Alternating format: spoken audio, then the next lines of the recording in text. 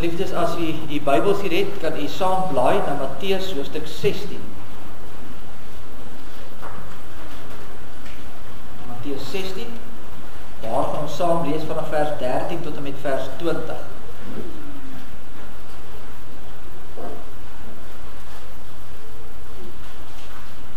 Voordat ons saam gaan luister na die woord van die Here, kom ons buig ons hoofde, dan bid ons saam.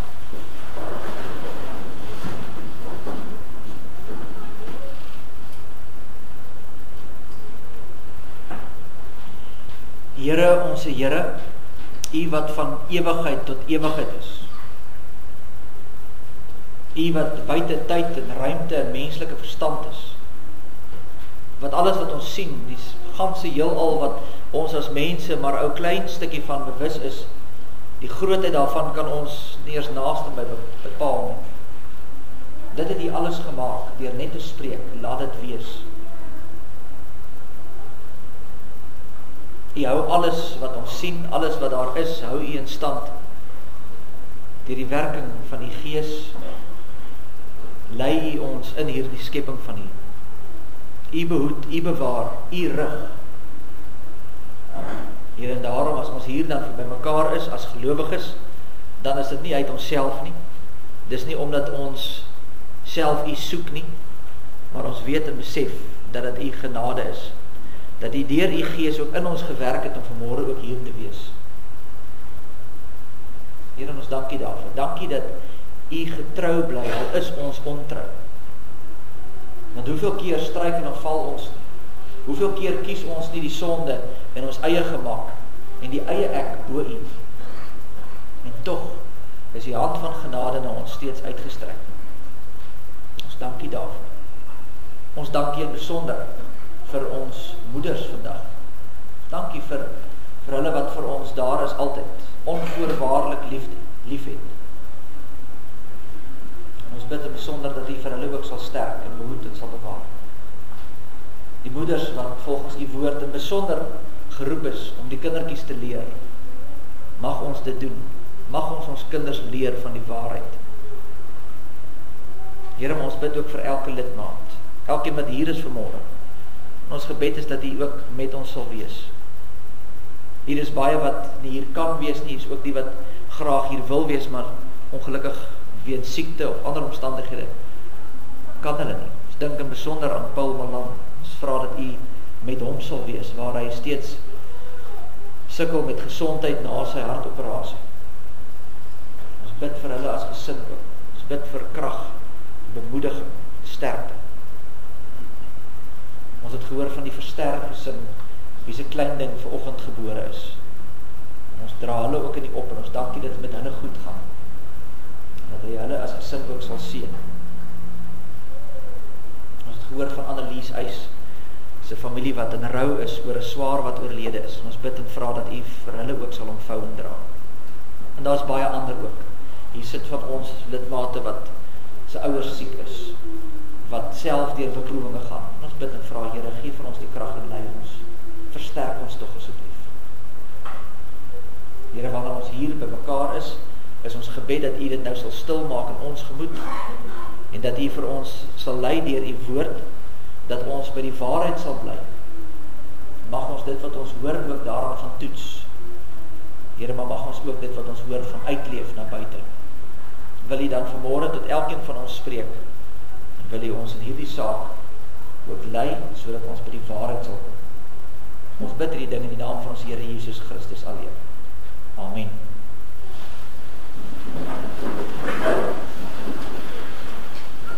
Ek lees vir ons saam uit Matteus hoofstuk 16 vanaf vers 13. En toe Jesus in die streke van Caesarea Philippi kom, vra hy sy disippels en sê, wie sê die mense dat ek die seun van die mens is? En hulle antwoord, sommige Johannes die Doper, sommige Elia, en ander Jeremia, of een van die profete. Hy sê vir hulle, maar julle, wie sê julle is ek? En Simon Petrus antwoord en sê, U is die Christus, die seun van die lewende God. Toe antwoord Jesus en sê vir hom, salig is jy Simon Bar-Jona, want vlees en bloed het dit nie aan jou geopenbaar nie, maar my Vader wat in die hemele is. En ek sê ook vir jou, jy is Petrus, en op hierdie rots sal ek my gemeente bou, En die poorte van die doderyk sal dit nie oorweldig nie. En ek sal jou die sleutels van die koninkryk van die hemele gee, en wat jy ook op die aarde mag bind, sal in die hemel gebonde wees, en wat jy ook op die aarde mag ontbind, sal in die hemel ontbonde wees. Daarom het hy sy disippels bevel gegee, dat hulle vir niemand moes sê, dat hy Jesus die Christus is nie. Net tot sover uit die woord van die Here, salig is ons as die woord van die Here hoor, en dit ook in ons harte bewaar. En geliefdes, iets sekerlik, ek weet nie wie van julle dit dopgehou op die TV, en seker op die radio gehoor, van die nuwe paus wat die week gekies is.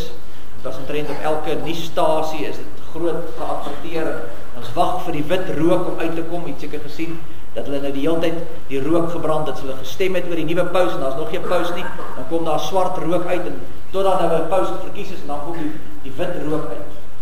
En in die laaste paar weke is daar 'n klomp huldeblyke ingestroom vir die vorige paus, Paus Franciscus, wat kort na Paasnaweek oorlede is, en nou daar nou 'n nuwe opwinding. Die kardinale het by mekaar gekom, dis nou daai oomies met die rooi pakkies wat julle gesien het op die TV, wat daar by mekaar gekom het, en hulle het die nuwe paus, Paus Leo die 14de, aangewys as die hoof van die Rooms-Katholieke Kerk. En die media gaan mal. Nou, wat het die paus eerste gesê? Wat het die paus eerste gedra? Wat het die paus eerste geëet? Wat het die, dit is belaglik. Dit is nou hierdie bom wat ontplof het, want die paus is hier. En nou vra ons die vraag, waar staan ons? Moet ons saam met hierdie mense bly wees? Is ons saam met die Rooms-Katholieke bly oor die paus wat verkies is?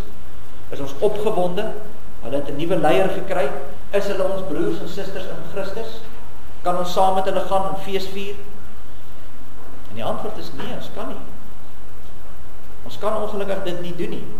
Ons kan medelee hê met die afsterwe van die vorige paus, wat in sy sonde gesterf het, sonder om tot bekering te kom. Ons kan bid dat die nuwe paus tot bekering sal kom, en dat daar verandering sal kom, dat hulle weg sal draai van hulle bose weer. Maar ons kan nie saam met die Rooms-Katholieke Kerk hande vat en saamwerk en hulle ondersteun. Hoekom nie? Dis wat ons vanoggend gaan kyk. Wat sê die Bybel? Waar kom hierdie dinge vandaan, waar die paus homself op beroep, sy status en sy mag? Wat sê dit vir ons? Hoe moet ons dit verstaan? Nou, ons teksvers vanmôre is vers 18, ek gaan dit weer vir julle lees. En ek sê ook vir jou, jy is Petrus, en op hierdie rots sal ek my gemeente bou, en die poorte van die doderyk sal dit nie oorweldig nie. Nou, ek weet nie of jy weet nie, maar dis die teks wat die Rooms-Katholieke Kerk gebruik om te sê, of om die paus te regverdig. Dis waar dit vandaan kom. Jy het ooit gewonder, hoekom het ons nie 'n paus nie? Hoekom het ons nie so leiersfiguur in die gereformeerde kerk? Ons in ons gereformeerde leer sê, Christus is die hoof van die kerk, en die lidmaat, die diaken, die ouderling, die dominee, almal lê op dieselfde lyn, Christus is die hoof. Dis dit. Daar's nie 'n hooffiguur nie. As ons hier by mekaar is, en ons moet oor 'n saak stem, of ons met mekaar redeneer hier oor 'n saak, dan het ek geen meer seggenskap as enigeen van julle nie. Ook nie het 'n ouderling meer seggenskap as iemand anders nie. Ons het elkeen een stem, want ons is maar net gelyke mense, almal gelyk voor die Here. Nou waar kom die Rooms-Katholieke Kerk aan? Hulle sê dis hierdie teks. Hulle sê kyk daar, Petrus was die eerste paus. Kan jy dit dan nie raak sien nie? Daar staan, jy is Petrus, en op hierdie rots sal ek my gemeente bou. Petrus, jy is die rots. Want die woordjie Petrus, die naam Petrus beteken rots. Sê, jy is die rots, en ek gaan op jou bou. Jy gaan die kerk bou. Jy is die nommer 1 in die kerk. En van hier af gaan ons op jou verder bou. En dis hoe hulle dit verstaan, dis hoe hulle dit glo. Nou, hier is 'n bietjie van 'n probleem hiermee, want die Here gebruik eintlik 'n bietjie van 'n woordspeling. Petrus, as ek sê, beteken rots. Dan gaan ek vir dit lees in die Grieks, dan sal jy nou hoor die verskil. Hy sê, su ai Petros, jy is Petrus, kai epitauten te Petra. Jy is die Petra, jy is die rots. Petros, manlike vorm, Petra, vroulike vorm. Dis waar die naam Petra vandaan kom. Beteken ook rots, vroulike van Petrus. So hy sê, jy is die rots, maar ek sal op die Petra, sal ek die kerk bou. En wat is die Petra? Waarna verwys dit? Kan na Petrus self wees, want hy is dan 'n man. So waarna verwys dit? Dit verwys na sy belydenis. Wat het hy bely? Die Here het vir hulle gesê, wat sê die mense? Wie is ek? Dan staan daar in vers 16, Petrus antwoord, U is die Christus, die Seun van die lewende God. Dis waarop die kerk gebou word. Nie op Petrus self nie. Dis nie Petrus wat die eerste paus word en nou gaan die kerk gebou word nie. Die kerk word gebou op die belydenis dat Jesus die Christus is. Dis ons fondasie. Dis waarop ons staan. En dit is baie duidelik dat die disippels dit ook so verstaan het, want niemand het daar vir Petrus ge-high five en gesê, "Hey, jy's die eerste paus, baie geluk." Aan hand geskit nie. Nêrens lees ons daarvan nie. Inteendeel, as jy 'n bietjie verder gaan lees in dieselfde boek Matteus 18 vers 1, dan stry die disippels onder mekaar, die 12, wie is die belangrikste in die koninkryk van God? Nou as Petrus nou die paus was, soos wat hulle nou sê, hoekom het die Here Jesus dan net vir hulle gesê, onthou julle nou die dag toe ons in Caesarea Philippi was, toe het ek mos vir julle gesê, Petrus is die rots, hy is die een. Maar hy sê dit nie. Hy sê nee, daar's nie so iets, daar's nie 'n eerste en 'n tweede nie, julle is almal diensknegte. Dis wat hy hulle antwoord. Petrus self sê nie dat hy die paus is nie. Dat ek vir julle lees, wat sê hy in sy eie boek, 1 Petrus 5, sê hy, ek vermaan die ouderlinge onder julle, ek wat 'n mede-ouderling en getuie van die lyde van Christus is, wat ook 'n deelgenoot is van die heerlikheid wat geopenbaar sal word, hou as herders toesig oor die kudde van God, wat onder julle is, nie uit dwang nie, maar gewilliglik, nie om vuil gewin nie, maar met bereidwilligheid. En dan hoor hierso sê hy, ook nie as heersers oor die erfdeel nie, maar as voorbeelde vir die kudde. Petrus het homself nooit as die paus gesien. Hy sê dit, so ons is nie die heersers oor almal nie. Ons is maar net doodgewone ouderlinge in die kerk. Ons staan onder die gesag van God. Jesus is die hoof van die kerk en ons is die kerk. En dis dit. Nou kan jy daar op huis sit en môre sê, ag dominee, wat het dit in elk geval met my en jou te doen? Die paus se daar iewers in Italië. Ons het mos nou niks met hulle. Ons is mos nie Rooms-Katoliek nie. Dit gee ons nou nie om nie. Dat hulle maak wat hulle wil maak. Hulle kan ons maar doen wat hulle wil. Ek wil eintlik net weet, wat moet ek nou doen? Sê vir my, wat sê die Here vir my? Hoe moet ek leef? Nou wil jy hoor wat sê die Here vir jou? Die Here sê vir ons, gaan uit na alle volke, tale, nasies en verkondig die waarheid. Gaan verkondig die evangelie sodat mense tot bekering sal kom en die ware God sal dien. Dis ons roeping. Ons het 'n roeping om uit te gaan en die wat bereik wat besig is met afgoderry en dwaaling. En dis presies wat die Rooms-Katolieke kerk is. Dis afgoderry en dwaaling. En ons moet dit hoor, want ons het vriende wat in die Rooms-Katolieke kerk is, ons het familie wat daar is. En daar's 'n groot kans dat hulle die ewige lewe sal mis as hulle nie tot bekering kom nie. Want die Rooms-Katolieke kerk is nie 'n kerk van Christus nie. Dit is nie gelowiges in die sin van die Bybel nie. Nou, ek kan dink, dit maak van die seker baie ongemaklik, want ek ken nie. Ek weet van die kom uit die Rooms-Katolieke kerk. Van die het familie, van die het vriende wat in die Rooms-Katolieke kerk is. En jy kan dalk voel, maar jy nie nou besig om te oordeel nie. Dis hoekom ek juist daai spesifieke teks gelees het toe ons in die begin by die wet stil gestaan het. Ons oordeel nie, staan nie met ons vinger en wys na ander mense sê, "O, kyk hoe goed is ons, en kyk hoe sleg is julle nie." Ons vra die vraag, wat sê die Bybel? En ons vat dit en ons beoordeel. Dis hoekom Levitikus 19 sê, ons moet mekaar met geregtigheid oordeel. Matteus 18 sê, as iemand teen jou sondig, gaan na hom toe, praat met hom, sorteer dit uit, praat oor die ding, maak die sonde oop, laat dit kan gesond word. En ek weet, daar's daar die woke gemeenskap van vandag, ek sal baie vanaf vir jou sê, jy mag nie oordeel nie. En met daai Matteus 7, is hulle so lief voor, haal die balk uit jou eie oog uit. Julle ken ons daai versie. Nou, ek lees hom vir julle. Waarom sien jy die splinter in die oog van jou broeder, maar die balk in jou eie oog merk jy nie op nie? Nee, is reg. Jy kan nie met dieselfde sonde besig wees, iemand anders te aanspreek daaroor nie.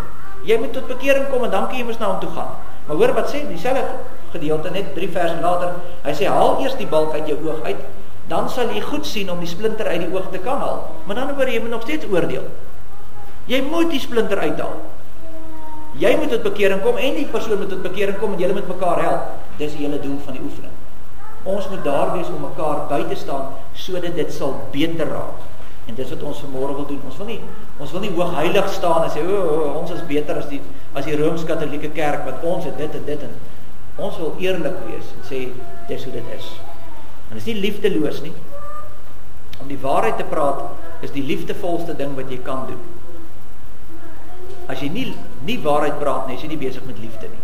En daarom wil ek so 'n bietjie vir u 'n prentjie skets van hoekom ons die Rooms-Katholieke Kerk nie kan sien as medegelowiges nie. In die eerste plek is dit uit 'n historiese perspektief. Weet, baie mense sê, man, los nou die ou koeie daar in die sloot. Kom ons omarm nou mekaar en vat Christene, vat nou hande en ons werk saam. Wie nie teen ons is nie, is mis vir ons. Maar ons vergeet dat baie van ons gereformeerdes is uitgeboor deur die Rooms-Katholieke Kerk. Ons het nou hierdie week die 100 jaar van Afrikaans gevier. Waar kom dit vandaan? Waar kom die Afrikaner vandaan?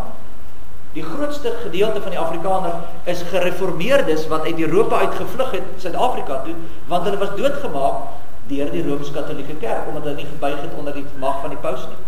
Dis hoekom ons hier is. Dis hoekom ons in Suid-Afrika nie so sterk katholieke inslag het nie, maar meer gereformeerd, want al die gereformeerdes het hiernatoe gevlug, so ver as moontlik weg, want die kerk het Europa gesmeer met die bloed van die gereformeerdes. Dis hoekom ons hier is. Dit was nog altyd 'n stryd vir die waarheid, en die Katholieke Kerk was nog altyd die groot vyand. Dis 'n korrupte en 'n valse Christendom. Dis 'n front vir die Satan. Die staan nog altyd in stryd met die ware kerk van Jesus Christus. Dit was nog altyd 'n valse kerk, 'n valse priesterdom, 'n valse openbaring. As jy gaan kyk na hulle eie dokumente, jy kan maar gaan kyk op die internet, gaan lees 'n bietjie daar. Hulle sê oor hulle eie dogma, hulle sê die Bybel is nie die enigste openbaring van God nie. Jy kan ook die Here ken deur die tradisies van die kerk, en jy kan ook die Here ontmoet deur die woorde van die paus. Want hy is die volgende apostel, hy is oorgedra, die gesag word nou oorgedra. So, wat die paus sê en wat die kerk sê, is op dieselfde vlak as die Bybel. Daar is nie net die Bybel nie, en daarom laat hulle baie van hierdie goeters toe. Wat gebeur? Hulle aanbid die heiliges, en vir Maria, en ja, dit werk so, as iemand nou 'n groot heilige was, 'n groot naam in hulle geleedere, dan word hy na sy dood as 'n heilige bestempel. Net een voorbeeld, daar is 'n man met die naam van Antonius van Padua, die heilige van Antonius. En hy is daar om in te tree by God, vir wanneer jy iets verloor het. So as jy nou op soek is na iets en jy kry dit nie, dan bid jy tot Antonius van Padua, en jy vra hom om by God in te tree, en dan sal God jou help om die ding te kry. Of jy bid tot Maria, Jesus se moeder, en sy vra dan vir Jesus om jou te help. Nou hulle sal dadelik sê, ons aanbid nie Maria nie, ons aanbid nie Antonius nie, ons bid net vir hulle. Ons doen ons dieselfde, sal hulle sê. Vra jy nie ook vir jou ma om vir jou te bid as jy siek is nie? Sê, tree vir my in asseblief. En dis al wat hulle sê. Hulle sê, ons vra maar net nou vir Maria, en vir Antonius, en vir wie ook al, om vir ons in te tree. Maar die probleem is, dan maak jy van daai mense gode. Want kom ons sê, ons bid nou vir Maria hier vanmôre, en in Londen is daar 'n kerk, en hulle bid vir Maria vanmôre, op dieselfde tyd. Vir wie gaan Maria nou luister? Dan gaan hulle sê, nee, vir al twee. Maar dan sê ons alomteenwoordig is hy nie. O ja, nou het ons 'n probleem. Want nou is sy alomteenwoordig, soos sy is met ander woorde, God. Sy het nou deel geword van God, en dis die probleem. Dit maak nie sin as jy hierdie dogma deurwerk. Die gewone man op straat word gesê, nee, maar dit werk so, maar jy dink net nie verder, dit kan nie. Dit bots met wat die skrif sê. Hulle die biegstoel, die ken dit in die flieks. As hulle na hokkie, sit die priester langsaan, en dan kom jy en dan sê hy vir jou, hoe lang terug het jy gebieg? En dan sê hy, soveel maande of soveel jare of soveel weke, en dan begin hy gewoonlik, so klassiek in die flieks altyd, forgive me Father for I have sinned. En dan bieg jy nou, en dan kan jy vrygeskel of kwytgeskel word op grond van wat hierdie priester sê. Jy sien, dis 'n stelsel wat die mense op 'n sekere plek hou. Dis mag, dis status, dis geld, dis beheer. Hulle beheer die massas deur hierdie hiërargie van die paus, die kardinale, die priesters En die biskoppe, hulle beheer oor hierdie 1,4 biljoen mense in die wêreld. En dis 'n stelsel om daar te hou. Hulle groot trekpleister vir die Rooms-Katolieke Kerk is die Vagevuur. Weet jy wel ooit daai woord gehoor het nie? Die Vagevuur is 'n tipe van 'n mini-hel. Dis nou waar die Rooms-Katolieke Kerk se mense toe gaan. Ons gaan almal reguit hel toe. Ons het nie 'n tweede kans nie. Ons gaan reguit, ons wat gereformeerd is, gaan reguit hel toe. Hulle gaan na die Vagevuur. Die Vagevuur is wat hulle glo 'n plek waar die Rooms-Katolieke lidmate gaan, waar jy dan gesuiwer word voor jy hemel toe gaan. So, as jy moet werk vir jou plek in die hemel, maar as jy nou 'n bietjie kort kom, wat almal van hulle maar doen, dan gaan jy nou eers na die Vagevuur toe, en dan jy afhangende van hoe baie sonde het, jy bly dan nou, as jy min sonde het, bly jy kort rukkie daar in die klein mini-hel wat jy gou skoon brand, en dan skiet jy uit hemel toe. Maar as jy nou baie sonde het, dan brand jy 'n bietjie langer. En saam met dit het hulle dan die aflaatstelsel begin. En die aflaatstelsel is waar jy dan uiteindelik jouself uit daai Vagevuur kan koop. Vroeger jare was dit rand en sent. En dis hoe hulle daai pragtige geboue, die Sixtine Chapels, wat jy nou gesien het, op die nuus seker al daai mooi prente van Michelangelo wat die dak moes geverf het. Weet jy wat hulle die geld gekry het om te finansier? Uit hierdie ding uit.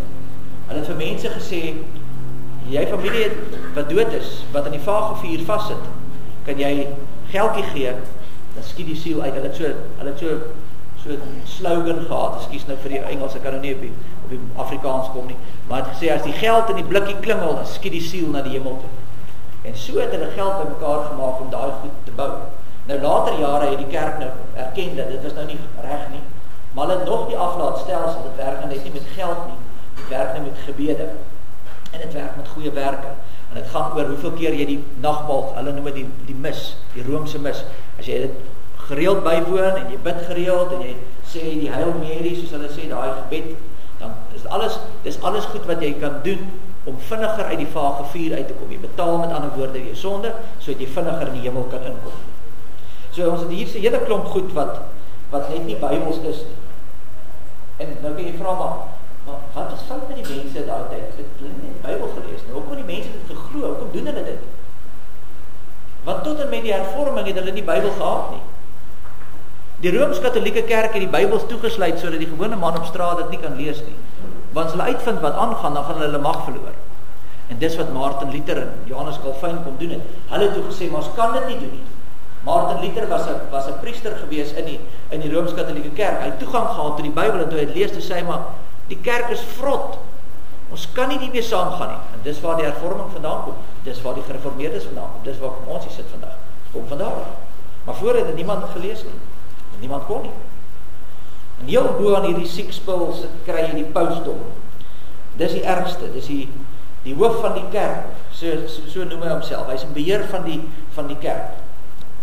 Deur die eeue was hy nog altyd gesien as die antichrist. As jy gaan kyk na die groot werke van die groot gelowige gereformeerdes, het hulle almal hom uitgewys, hy is die antichrist. Martin Luther sê, ons is van oortuiging dat die pausdom die setel van die ware en werklike antichrist is. Johannes Calvin sê dieselfde. 'n Klomp ander het dieselfde gesê. Sê, dit is wat ons glo. Hoekom? Waar kom hulle aan? Is dit iets wat hulle uitgedink het? Is dit wat hulle voel? Nie wat hulle gevoel het nie. Hulle sê dit op grond van die skrif. Want die Bybel sê vir ons, daar gaan 'n antichrist wees. Nou ons kan nie met sekerheid sê dat die paus die finale antichrist is nie. Want onthou, Johannes skryf in sy brief en hy sê, daar's baie antichriste. Antichriste gaan oor die eeue, gaan daar 'n klomp van hulle wees, bedoelende die wat anti-Christus is, die wat teen Christus is. Hulle is almal anti-Christe. Daar's altyd, maar daar gaan een wees uiteindelik, 'n finale een. En hom moet ons vooruitkyk. En die kerkvaders het nou almal gesê, die paus moet ons verdop hou. Want hoor wat sê Tessalonisense 2 vers 4. Daar praat nou hier oor die antichrist en sê, hierdie antichrist sal teen alles wees wat God doen. Hy sal sê hy is belangriker as God. En hy sal ook in die tempel van God gaan sit en maak of hy God is. Vat nou net gou die paus. Jy het nou seker gehoor in die week wat verby is. Die name gehoor wat hom gegee is. Ek gaan dit nou maar in Engels sê, want dis hoe jy dit waarskynlik gehoor het. Hy is the Holy Father. Wie is die Vader? God die skepper. Hy is die hoof van die kerk. Wie is die hoof van die kerk? Christus. Hy is die vicar of Christ. Vicar beteken plaasvervanger. Hy is die plaasvervanger van Christus. Hy is die Heilige Gees. Hy het die titels van Vader, Seun en Heilige Gees hier op aarde. Hy sit op die troon van God. En hy sê, buig voor. Hy is die baas. En daarom sê die teoloog nog al die jare, pas op, die Romeinse stelsel is die werk van die bose. Iemand soos John MacArthur skryf en hy sê, die Rooms-Katholieke Kerk is nie 'n ander denominasie nie, dis 'n ander geloof. Dis net nie dieselfde as ons nie, kan nie in dieselfde boksie pas nie. Want vra vir jouself dan, as hierdie die hoof van die kerk is, die Rooms-Katholieke Kerk, die paus, en ons gaan meet net die paus, teen wat sê die Bybel, kan ons regtig sê hy is Christelik? Want hy is die bewaarder van die Romeinse leer. Hy is die ou wat alles moet beheer. Hy is die ou wat sorg dat dit so is. Maar hy leer, maar die Rooms-Katholieke Kerk leer, jy gaan hemel toe deur jou werke. Jy moet bid deur Maria om by Jesus uit te kom. Jy bieg by die priesters sodat jy vrygespreek word. As jy gedoop is jy outomaties gered. En so gaan die lys aan en aan en aan en aan.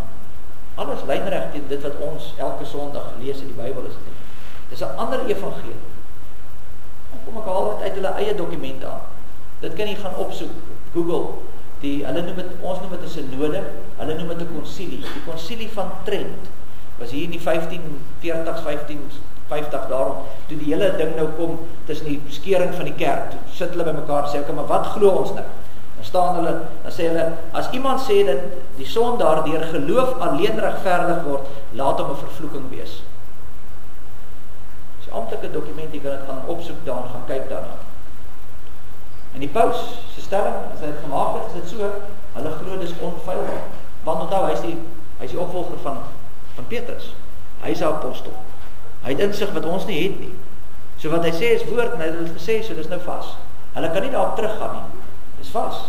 Baie van hulle goed stem eintlik nie met dit daar's 'n klomp goed wat nie lekker sin maak nie, maar dis vas. Jy kan jouself ons nie 'n Christen noem en dan leer deur werke kan jy gered word nie. Dan verloon jy mos Christus wat aan die kruis gesterf het, sodat jy niks hoef te doen nie, maar net in genade deur die bloed van Christus nader getrek word.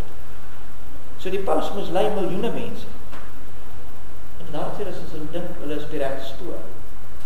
En ek is bevrees dat Matteus 7 vers 22 en 23 van toepassing sal wees, waar die Here sê, daar sal wees mense wees wat sê, Here, Here, ons het in U naam geprofeteer, en ons het in U naam duiwels uitgedryf, en ons het in U naam groot werke gedoen, en ek gaan vir hulle sê, eendag, ek het jou nie geken, jy gaan weg van my af. 1,4 biljoen mense op hierdie aardbol, wat ons een kant toe skuif en sê, ag nee, wat dis mos Christene los, hulle meneer, is nie nodig om vir hulle die woord te bring. Dis ons probleem. Ons doen niks daar. Maria is die ander groot manier, groot ding wat hulle doen, is hulle bid tot Maria, ek het gesê, Johannes Paulus die tweede skryf in 1997, Maria is die weg wat na Christus lei. Hy skryf 'n boek waarin hy verduidelik, ek gaan nou net aanhaal, ek gaan verduidelik wat hy sê. Hy sê, Jesus is hierdie harde man, die sukkel om by hom uit te kom. Hy is God, en hy is reguit, en hy is eerlik, en hy duld nie sonde nie. En as jy na hom toe gaan jy oor die vingers getik word. Maar as jy na Maria toe gaan, dis die gedagte wat hy skep, as jy na Maria toe gaan, sy is die ma van die Here. Sy is 'n bietjie sagter, want sy is net 'n mens. Sy is ook, hulle glo sy het nie sonde gehad nie, maar sy is 'n mens. En as jy na haar toe gaan, dan kan sy dit sagter oordra. Want Jesus sal nie vir sy ma nee sê nie. En dis hoe jy uiteindelik dan die vergifnis bewerk. Deur Maria moet jy en dis hoekom hulle vir Maria aanbid. Hulle het hierdie snaakse leer die laaste 60-70 jaar, waar hulle sê, almal kan hemel toe gaan. Die laaste 3-4 pause sê dit almal. Nou in 13 September 2024 het Paus Franciscus gesê, daar in Singapore te praat met 'n klomp jong mense, te sê, man, weet jy wat, almal gaan hemel toe. Hindu, Boeddhist, Muslim, maak nie saak. En jy gaan hemel toe gaan, alle paaie loop uiteindelik na Rome toe, en jy sal sien ook die paus, hulle vat nou hande, want het gaan weer oor so mag, het gaan oor status, het gaan oor geld, het gaan nie oor Christus nie. paus is hier die koning wat heers oor alle dinge. En nou kan jy daar sê, ag nie, jy oordryf, en dis dalk daai paus of daai paus se siening, dit kan tog nie die kerk se siening wees nie, want die probleem is, die Rooms-Katholieke kerk sê, as die paus dit gesê het, is dit wet. Dis 'n ex cathedra uitspraak, beteken, dis gelykstaande aan die Bybel. En volgens hulle is die paus die opvolger van Petrus en wat hy sê moet ons glo. Ek haal vir aan wat hulle sê van die paus. Hy is 'n ware universele oppermag met volle mag. Niemand kan teen hom praat nie. Niemand kan hom beoordeel nie, want daar is geen hoër regter op aarde as hy nie. Dis hulle eie standpunt, hulle eie dokument. Met ander woorde, volgens hulle is hy die koning van die aarde. Het jy geweet, daai stukkie aarde wat jy nou op TV gesien, daai Vatikaanstad, dis 'n deel van Italië. Dis in Italië. Maar daar's 44 hektaar afgesny. En hy regeer dit. Hy is 'n soewereine wêreldhoof. Daar's geen koning wat vir hom kan sê wat hy moet doen nie. Hy is die hoof. Dis sy land. Dis sy mense. Hy beheer daai stukkie land en 1.4 biljoen Katolieke reg oor die wêreld. Daar is nie 'n mag bo hom aangestel nie, want daar mag nie so iets wees nie, want in hulle dokumente staan dit baie duidelik. Hy is die koning van die wêreld. As jy 'n priester word, dan moet jy 'n eed afsweer. Die woorde klink soos volg: met al my mag sal ek alle ketters, skeermakers en diegene wat teen ons Here, die paus en al sy opvolgers rebelleer, oorlog voer. As jy 'n priester wil word, moet jy dit aflê en sê ek sal oorlog maak as iemand teen die paus opstaan. Die Rooms-Katholieke kerk is 'n valse kerk met valse sakramente, waar Maria aanbid word, die heiliges aanbid word, die paus aanbid word. Dit gaan oor geld en mag en status. Het julle daai rooi pakkies gesien op die TV? Die kardinale met die dooitjie op die kop. Raai bietjie wat kos een so uitrusting. Hulle is nie seker nie, maar daar's nou party mense wat dit nou by die winkel koop en ander nou by daai winkel. Maar dit is tussen 80 en 102.000 rand vir uitrusting, vir daai rooi pakkie. Dit gaan oor mag. Dit gaan oor status. Dit gaan oor beheer. Dis waaroor die kerk gaan. Die paus staan lynreg met wat die skrif sê. En hy kom sê, hy is die grootste Christen op aarde. En daarom dat die gereformeerde kerk nog altyd gesê het, pas op vir die antichrist, want die Bybel leer ons hoe die antichrist gaan lyk. En hoe gaan die antichrist lyk? En die Bybel weet ons, gaan 'n dominerende wêreldleier wees. Hy gaan nie aan ander wêreldleiers onderdanig wees, hy het sy eie stuk grond, hy sy eie baas. Hy sal 'n nabootser van Christus wees, en hy sal internasionale mag hê. Dit klink nogal naby. Daarom dat ons altyd deur die eeue geskrifte vir ons sê, pas op, die paus is besig met snaakse dinge. So wat moet ons doen? Wat maak dit nou saak vir my en jou wat nou hier sit? Liewe broer en suster, ons het mense wat in die Rooms-Katholieke kerk is. Ons het familie daar. Ons kom daar uit. Ons het om die braaivleisvuur praat ons oor, die paus is dit en die paus is dat, ek weet julle gesien en dit en dat, want is in ons kele ingedruk van hoe wonderlik en heilig hulle is. Die woord sê, ons het 'n roeping om die wêreld die waarheid te gaan verkondig. Die waarheid is, daar is nie 'n paus nie. Christus is die hoof van sy kerk. Daar is vergifnis in Christus alleen, want hy is die een wat in die kruis gesterf het, sy bloed het vir ons betaal, dis al. En nou word ons uitgestuur, om daar waar ons tussen ander kom, die waarheid te gaan verkondig. As jy dan hierdie familie, vriende het, en hoor jy vanmorgen, het 'n roeping, om die waarheid van Jesus Christus te gaan verkondig. Mag die Here u daarin sterk. Amen. Kom ons bid saam.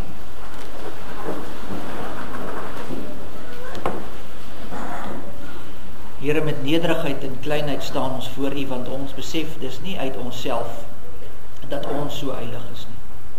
Ons kan nie nou vinger wys en sê, ons is tog beter as daardie groep of daardie groep nie. Ons erken dat dit net genade is en dat u woord die waarheid is, die enigste onfeilbare waarheid. En daarop bou ons. Ons bou voort op hierdie belydenis van Petrus dat u is die Christus, die Seun van God. Dis al wat ons het. Here, mag ons dan met nederigheid ook uitgaan in die wêreld. En ook ons katholieke vriende met hulle gaan ernstig gesprek voer. En sal besef dat hierdie is 'n sendingveld Dis mense wat moet bereik word, dis nie gelowiges nie. Dis mense wat vasgevang is in 'n valse godsdiens. Die Here wil U ons daarin help en sterk. Lei U ons daarin. Gee ons die krag daartoe en die wysheid. Ons bid dit in Jesus naam. Amen.